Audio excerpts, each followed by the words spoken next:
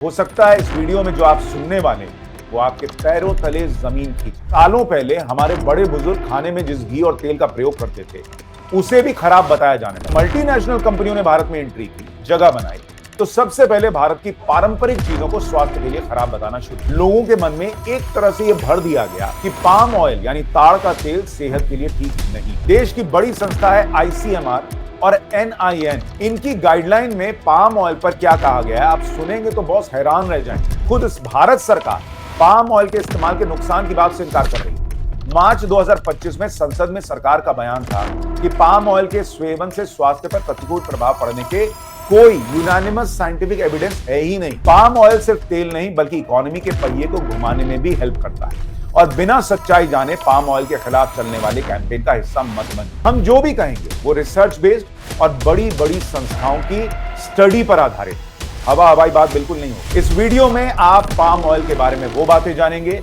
जिनके बाद आप सीधे अपने किचन की तरफ दौड़ सकते हैं।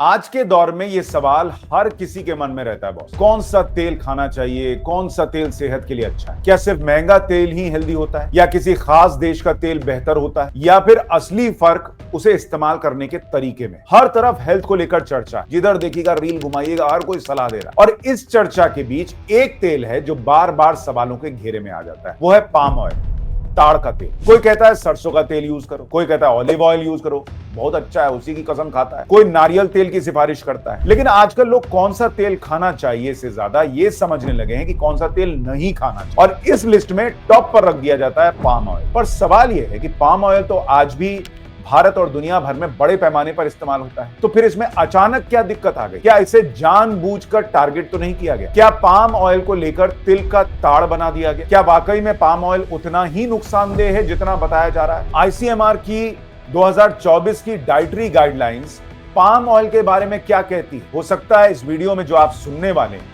वो आपके पैरों तले जमीन खींच, क्योंकि पाम ऑयल को लेकर अब तक जो आप मानते आए शायद सच ना। इस वीडियो में आप पाम ऑयल के बारे में वो बातें जानेंगे जिनके बाद आप सीधे अपने किचन की तरफ दौड़ सकते हैं, और उसके बाद आप क्या करेंगे ये तो आप तभी जान पाएंगे जब वीडियो को अंत तक देखें। आज की डेट में खराब लाइफस्टाइल सबसे कॉमन बात, देर तक जागना है, मोबाइल रात तक जो है वो देख रहे हैं, रील ऊपर स्वाइप करते जा रहे हैं, लेट से उठ रहे हैं, अनाप शनाप खा रहे हैं, और फिर हम एक विलन ढूंढते हैं जिस पर हम अपनी खराब सेहत का ठीकरा फोड़ सकते। और इसमें टॉप पर एडिबल ऑयल यानी खाने का तेल होता है। लेकिन बेचारा खाने का तेल अकेला नहीं है। आप देखिए कि मोटे अनाज, जिसे आज मिलेट्स के नाम से बेचा जा रहा है, उसे पहले खराब बताया गया। ये तो प्रधानमंत्री नरेंद्र मोदी ने मोटे अनाज को श्री अन्न का नाम फिर से देकर लोकप्रिय कर दिया। इसी तरह सालों पहले हमारे बड़े बुजुर्ग खाने में जिस घी और तेल का प्रयोग करते थे उसे भी खराब बताया जाने लगा। खास तौर पर पाम ऑयल यानी ताड़ का तेल हमारे देश में बहुत पहले से प्रयोग होता रहा, लेकिन जब मल्टीनेशनल कंपनियों ने भारत में एंट्री की, जगह बनाई,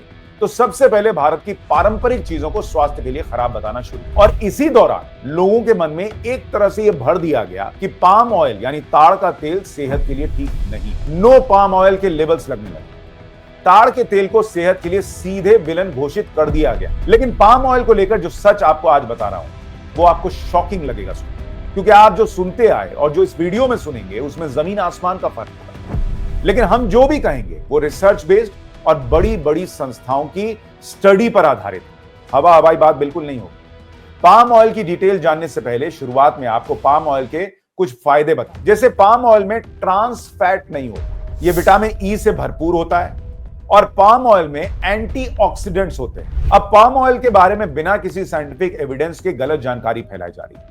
सीधे सीधे कह दिया जाता है कि मोटापे और कई बीमारियों के लिए कोई अगर विलन है, कोई अगर दोषी है तो वो सीधा सीधा पाम ऑयल से बता रहे। लेकिन बॉस, अगर आप चिप्स या फ्रेंच फ्राइज या समोसा या छोला भटूरा रोज खाएंगे, दबाकर खाएंगे, तो वो तो किसी भी तेल में बना होगा, आपकी सेहत पर नेगेटिव ही असर डालेगा। तो फिर सिर्फ पाम ऑयल को काहे विलन बनाना भाई? हमारे दादा दादी के जमाने में भी पाम ऑयल का उपयोग होता था, लेकिन तब लोग एक्टिव रहते थे, बीमारियां कम थी, रील देख रहे हैं घंटों घंटों बैठ के लेट के, वो नहीं होता था। आज जो बीमारियां हैं जैसे मोटापा, डायबिटीज, दिल के रोग, ये पिछले 20-25 सालों में तेजी से बढ़े, और इसके लिए सिर्फ एक तेल को जिम्मेदार बताना क्या सही है? पाम ऑयल को तो बड़ी बड़ी संस्थाओं की तरफ से बाकायदा रेकमेंड किया जाता है। देश की बड़ी संस्था है ICMR और NIN, इनकी गाइडलाइन में पाम ऑयल पर क्या कहा गया है आप सुनेंगे तो बहुत हैरान रह जाएंगे। ICMR और राष्ट्रीय पोषण संस्थान यानी NIN ने 2024 में डाइटरी गाइडलाइंस जारी की फॉर इंडियंस। इसमें हेल्दी लाइफ के लिए फैट्स की भूमिका अंडरलाइन किया। इसके मुताबिक भोजन में फैट का बैलेंस इस्तेमाल जरूरी है। यह बीमारियों के जोखिम को कम करने में मददगार होता है। आईसीएमआर और एनआईएन की गाइडलाइन में पाम ऑयल के न्यूट्रिशन वैल्यू को साफ तौर पर मान्यता दी गई है। यानी आईसीएमआर पाम ऑयल को मान्यता दे रहा है। पाम ऑयल की बैलेंस्ड फैटी एसिड प्रोफाइल का जिक्र किया गया है। पाम ऑयल में मोनो अनसैचुरेटेड फैटी एसिड, जिसको मूफा कहते हैं, इसकी भरपूर मात्रा होती है। मूंगफली, तिल, कपास और ऑलिव ऑयल जैसे तेलों की कैटेगरी में पाम ऑयल आता है। पाम ऑयल को बैलेंस आहार के हिस्से के रूप में लिया जाए तो इससे कई हेल्थ बेनिफिट भी मिलते हैं। और ये सब आईसीएमआर और एनआईएन जैसी संस्थाएं कह रही हैं कि पाम ऑयल की उपयोगिता वो हमारे जीवन में है। फिर भी पाम ऑयल को लेकर ऐसा माहौल बनाया गया जैसे सारी हेल्थ समस्याओं के लिए यही एक तेल जिम्मेदार है। जबकि सच्चाई यह है कि पाम ऑयल में कई खूबियां होती, जैसे पाम ऑयल में टोकोफेरोल्स और टोकोट्रायोनोल्स जैसे माइनर कंपोनेंट्स होते हैं जो इसके प्राकृतिक स्वाद और एंटीऑक्सीडेंट गुणों के लिए जिम्मेदार होते हैं। टोकोट्रायोनोल्स को खून में कोलेस्ट्रॉल को कम करने में सहायक बताया गया। आईसीएमआर एनआईएन की गाइडलाइंस ये भी साफ साफ कहती है कि सभी वनस्पति तेलों में कोलेस्ट्रॉल नहीं होता, ये केवल पशु आधारित खाद्य पदार्थों में पाया जाता है। पाम ऑयल का संतुलित fat structure, saturated mono unsaturated यानी मूफा और पोलो अनसैचुरेटेड फैटी एसिड यानी पूफा का संतुलित मिक्सचर हेल्थ के लिए फायदेमंद माना जाता है। पाम ऑयल में करीब 40 से 45% सैचुरेटेड फैट होता है, बाकी का मूफा और पूफा से युक्त होता है, जिसे हेल्दी फैट कहा जाता है। इसमें पोली अनसैचुरेटेड फैट्स की मात्रा कम होती है और यह शरीर में सूजन यानी इन्फ्लेमेशन के जोखिम को कम करता है। यह विटामिन ए का भी अच्छा सोर्स है जो आंखों की रोशनी, रोग प्रतिरोधक क्षमता बढ़ाना और हेल्दी स्किन के लिए जरूरी है। पाम ऑयल की एंटीऑक्सीडेंट क्वालिटी की वजह से यह जल्दी खराब भी नहीं होता और इससे बने खाद्य पदार्थों को लंबे समय तक सुरक्षित रखा जा सकता है। पाम ऑयल गुड कोलेस्ट्रॉल यानी एचडीएल को बढ़ाने और बैड कोलेस्ट्रॉल यानी एलडीएल को घटाने में भी मदद करता है। भाई यहां तक कि डब्ल्यूएचओ वर्ल्ड हेल्थ ऑर्गेनाइजेशन भी मानता है कि फैट हमारे आहार का एक आवश्यक हिस्सा है और यह खास रूप से बढ़ते बच्चों के लिए बहुत जरूरी है। यानी पाम ऑयल के बारे में जो बातें फैलाई गई हैं उनमें से ज्यादातर मिथ हैं। पाम ऑयल की तरह हर तेल में कुछ ना कुछ फायदे होते हैं जिसके बारे में आईसीएमआर एनआईएन की डाइटरी गाइडलाइंस में बताया गया। तेल चाहे जो, उसका इस्तेमाल बहुत ज्यादा नहीं करना चाहिए। अलग अलग तेलों का इस्तेमाल रोटेशन में कीजिए जिससे संतुलित फैटी एसिड प्रोफाइल आपको मिलता है। यानी साइंटिफिक तौर पर अगर देखें तो पाम ऑयल और बाकी तेलों में कुछ ज्यादा अंतर नहीं है, लेकिन बाकी तेलों की तुलना में पाम ऑयल को ज्यादा बदनाम किया। सोशल मीडिया के दौर में हर दूसरी रील या वीडियो में खुद को हेल्थ एक्सपर्ट बताने वाले palm oil is bad for health का ज्ञान देकर कट लेते हैं। लेकिन क्या वो आईसीएमआर और एनआईएन से ज्यादा बड़े साइंटिस्ट हैं क्या? इनको इन फैक्ट्स से चैलेंज करिए जो मैं आपको बता रहा हूं। ये हिसाब नहीं होना चाहिए कि रील देखा और बस मान लिया कि पाम ऑयल नहीं खाना। लेकिन इन वीडियो को देखने के बाद कोई फैसला लेने से पहले आप खुद गूगल भी करके देख लीजिए कि किन किन चीजों में पाम ऑयल का इस्तेमाल होता है। आपको मॉइस्चराइजर और शैम्पू में पाम ऑयल मिलेगा क्योंकि पाम ऑयल से बने इंग्रेडिएंट्स आपकी स्किन को नर्म और हाइड्रेटेड बनाते हैं। ब्यूटी और पर्सनल केयर प्रोडक्ट्स में पाम ऑयल की भूमिका बेहद है। इसके डेरिवेटिव्स जैसे पाम कर्नल ऑयल और फैटी एसिड स्किन और हेयर के लिए अच्छे होते हैं। दुनिया के top cosmetic brands palm oil का प्रयोग करते हैं। लॉरियल और एस्टी लॉडर अपने लोशन, क्रीम, हेयर केयर में पाम ऑयल यूज करते हैं। पाम ऑयल से क्रीम और लिप बाम जैसे प्रोडक्ट बनते हैं, स्मूथ और क्रीमी बनते हैं। पाम ऑयल ऑक्सीडेशन और रेंसिडिटी को रोकता है जिससे कॉस्मेटिक्स लंबे समय तक असरदार और सेफ भी रहते हैं। लेकिन अब इस वीडियो का सबसे अहम सवाल, अगर पाम ऑयल एक तय मात्रा में इस्तेमाल करने पर हानिकारक नहीं है तो फिर इसे विलन क्यों बना दिया गया और आखिर इसे विलन बनाया किसने और क्यों? पाम ऑयल जब इतना फायदेमंद है तो इसका इतना विरोध क्यों किया जाता है? इसका सिंपल सा जवाब कि ये सस्ता, मल्टीपर्पज और हाईली इफेक्टिव। पाम ऑयल न जल्दी ऑक्सीडाइज होता है न ही जल्दी जलता है। इसका स्मोक पॉइंट ऊंचा होता है। इसका स्वाद भी न्यूट्रल होता है। इसलिए ये प्रोसेस्ड फूड इंडस्ट्री की पहली पसंद है। Nestle, HUL, PepsiCo, Britannia, Haldiram सब इसको यूज करते हैं। यही कारण है कि पाम ऑयल की बाजार में हिस्सेदारी सबसे ज्यादा है। दरअसल कुछ एफएमसीजी कंपनियां जो ऑयल मार्केट में अपनी जगह बनाने की कोशिश कर रही हैं, वो नो पाम ऑयल जैसे लेबल लगाकर डर की मार्केटिंग कर, जिससे पाम ऑयल को लेकर लोगों के मन में डर पैदा। जबकि सच्चाई यह है कि कोई भी प्रोडक्ट केवल लेबल बदलने से हेल्दी नहीं बन जाता। हाँ, वो महंगा जरूर हो जाता है। हाल ही में इफ्बा ने नो पाम ऑयल जैसे टैग के बढ़ते चलन पर चिंता जताई। नो पाम ऑयल गुमराह करने वाली रणनीति है जो स्वास्थ्य संबंधी डर का व्यापार करती है। हेल्थ और food choice social media trend से तय हो रहे हैं। ऐसे इन्फ्लुएंसर से स्वास्थ्य सलाह न लें जिनके पास एक्सपर्टीज नहीं है, ये कहा गया। हाल के सालों में कई एक्सपर्ट्स, फिटनेस गुरु और ऑनलाइन इन्फ्लुएंसर्स पाम ऑयल के खिलाफ मुहिम चला रहे हैं, जिनमें फैक्ट से ज्यादा डर और सनसनी होती है। जैसे एक्टर और प्रोड्यूसर जैकी भगनानी ने हाल ही में पाम ऑयल को जिंदगी की सबसे खतरनाक चीज कह दिया और यहां तक कह डाला कि पाम ऑयल का सेवन आत्मघाती है। The most dangerous thing in life to eat is palm oil. मतलब it's suicidal. ऐसा तेल जिसे करोड़ों लोग दुनिया भर में रोज खा रहे हैं, उसके बारे में इस तरह के गैर जिम्मेदाराना बयान देना न ही साइंटिफिक है और ना ही सामाजिक तौर से ठीक है। क्योंकि आईसीएमआर जैसी संस्था अगर कह रही है तो उसको सुना जाए या ऐसे रील्स पर विश्वास किया जाए। डाइनिंग टेबल पर बैठकर पाम ऑयल को कोसना आसान है, ये केवल डर बेचने और फैक्ट छिपाने का चलन है। पाम ऑयल को विलन बनाना वैसा ही है जैसे करेंसी नोट के दुरुपयोग के लिए नोट को दोष देना। किसी चीज का गलत इस्तेमाल उसकी उपयोगिता पर सवाल नहीं खड़ा करता। जिम्मेदारी गलत इस्तेमाल करने वालों की होती है, न कि पाम ऑयल की। यानी पाम ऑयल को लेकर जो भी नेगेटिव मार्केटिंग की जा रही है वो सिर्फ कुछ कंपनियों के इंटरेस्ट के लिए की जा रही है, ऐसा लगता है। मार्केटिंग के इस दौर में किसी को गिराना और चढ़ाना बहुत आसान हो गया, लेकिन आज ही के दौर में यह भी बहुत आसान है कि किसी भी बात पर भरोसा करने से पहले गूगल कर लीजिए ढंग से, या फिर आईसीएमआर जैसे प्रोफेशनल संस्थान पर विश्वास कीजिए।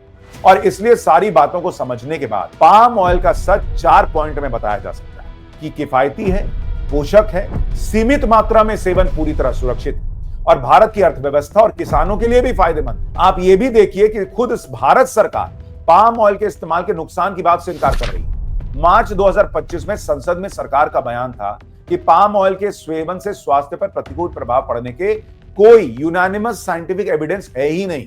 स्वास्थ्य और परिवार कल्याण राज्य मंत्री प्रताप राव जाधव ने कहा था कि आईसीएमआर और एनआईएन के मुताबिक अलग अलग प्रकार के वनस्पति तेलों का सेवन किया जाना चाहिए, जिसमें पाम ऑयल भी शामिल है, क्योंकि केवल एक प्रकार के तेल पर निर्भर रहना सभी आवश्यक फैटी एसिड की संतुलित मात्रा नहीं दे सकता। यानी खुद सरकार संसद में खड़े होकर कह रही है कि पाम ऑयल को भी अगर सीमित मात्रा में इस्तेमाल किया जाए तो यह नुकसानदेह नहीं है। पाम ऑयल को सस्ता, सुरक्षित और पोषक होने के बावजूद बदनाम किया जा रहा है। पाम ऑयल के साइंटिफिक और इकोनॉमिक फायदों को समझना और डर से ऊपर उठकर फैक्ट के आधार पर अपनाना लोगों की जिम्मेदारी है। पाम ऑयल से इकोनॉमी को भी फायदा हो रहा है और इसके लिए सरकार पाम ऑयल के प्रोडक्शन को प्राथमिकता दे रही है। 1991-92 में ताड़ की खेती 8,585 हेक्टेयर में 2021-22 तक बढ़कर 0.37 मिलियन हेक्टेयर हो चुकी। इस वजह से क्रूड पाम ऑयल और फ्रेश फ्रूट बंचेस FFBs का प्रोडक्शन बढ़ा। आप ये भी देखिए कि सरकार ने national mission on edible oils oil palm शुरू किया है। 2021 में इस मिशन को 11,040 करोड़ रुपए के बजट के साथ शुरू किया गया। अक्टूबर 2024 में सरकार ने national mission of edible oils oil seeds NMEO oil seeds को भी मंजूरी दी, जिसे 2030-31 तक 10,103 करोड़ रुपए के बजट के साथ चलाया जाएगा। दोनों योजनाओं का टारगेट भारत में 2030-31 तक खाद्य तेलों का प्रोडक्शन 254.5 लाख टन पहुंचाना, जो देश की अनुमानित मांग का लगभग 72% होगा। इससे आयात पर निर्भरता भी कम हो। यानी अगर आप देखें NMEO OP के लक्ष्य क्या हैं, तो तेल पाम की खेती को 2025-26 तक 10 लाख हेक्टेयर तक पहुंचाना, 66 लाख टन FFBs यानी फ्रेश फ्रूट बंचेस का उत्पादन और प्रति व्यक्ति उपभोग स्तर को 19 किलो सालाना बनाए रखने हेतु जागरूकता पैदा करना। और इस टारगेट को पूरा करने के लिए जो रणनीति अपनाई जा रही है वो भी आपको बताता हूं। इसके लिए बीज उत्पादन के लिए सीड गार्डन और नर्सरी बनाई जा रही है। कम उपज वाले अनाज क्षेत्रों को तेल पाम की तरफ ले जाना। इंटरक्रॉपिंग से शुरुआती सालों में भी किसानों को फायदा। केंद्र सरकार Godrej Agrovet, 3F palm oil और पतंजलि फूड प्राइवेट लिमिटेड जैसी कंपनियों के साथ मिलकर देश में पाम ऑयल की खेती को बढ़ावा दे रही है, जबकि राज्य सरकारें किसानों को खेती के लिए सब्सिडी दे रही है। पिछले साल mega oil palm plantation drive के तहत 17 लाख से ज्यादा पौधे लगाए गए, जिसमें 10,000 से ज्यादा किसानों को सीधा लाभ पहुंचा। पाम ऑयल सिर्फ तेल नहीं बल्कि इकोनॉमी के पहिए को घुमाने में भी हेल्प करता है। और बिना सच्चाई जाने पाम ऑयल के खिलाफ चलने वाले कैंपेन का हिस्सा मत बनिए। हेल्दी लाइफ के लिए कोई एक तेल जिम्मेदार नहीं। अपनी लाइफस्टाइल में बदलाव करिए, एक्सरसाइज कीजिए, खुद को फिजिकली फिट रखिए, एक्टिव रखिए और बिना रिसर्च किसी भी चीज को दोष मत दीजिए। हम जो कह रहे हैं इसको भी आप सर्च कर सकते हैं गूगल पर जाकर कि क्या ICMR और NIN ने ऐसी रिपोर्ट दी है या नहीं। बड़े बड़े एक्सपर्ट क्या कह रहे हैं। Palm oil actually being villainized, no one digs deeper into it. The influencers also have a role to play. I mean, people think that what they are saying with so much of conviction has to have some gravity. No one has time to dig into the research. When you're talking specifically about palm oil, there is something called fear-based marketing, which means we generate fear. That is how they operate. Some studies have shown that in fact palm oil is faring better than butter. I want to not sound blasphemous and scandalous here, but it's a fact. आपके हाथ में mobile तो है ही, तो सिर्फ reels नहीं, सच भी scroll कीजिए। पाम ऑयल को समझिए, अपने फैसलों को जागरूकता के साथ लीजिए। पाम ऑयल को लेकर फैलाई जा रही अफवाहों और डर से निकलिए। आज पाम ऑयल न सिर्फ स्वास्थ्य बल्कि आर्थिक और राष्ट्रीय हित का मुद्दा है। पाम ऑयल में पोषण है, वैज्ञानिक समर्थन है, किसानों को फायदा है और देश को आत्मनिर्भर बनाने की क्षमता है। तो अगली बार कोई कहे कि नो पाम ऑयल, तो आप कहिए नो पाम ऑयल। आप इस वीडियो के बारे में अपनी राय कमेंट करना मत भूलिएगा। वीडियो को लाइक और शेयर ज्यादा कीजिएगा ताकि ज्यादा लोग जागरूक हो सकें। नमस्कार।